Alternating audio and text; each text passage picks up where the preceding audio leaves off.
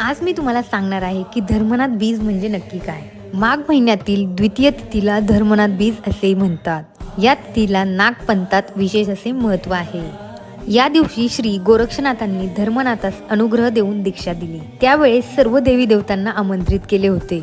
तसेच प्रयाग क्षेत्रातील सर्व नगरवासी लोकांचाही मोठा मेळा जमला होता।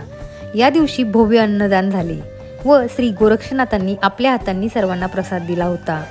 श्री गोरक्षनाथांनी धर्मनाथ बिदेचा उत्सव प्रतिवर्षी करण्याची आज्ञा दिली।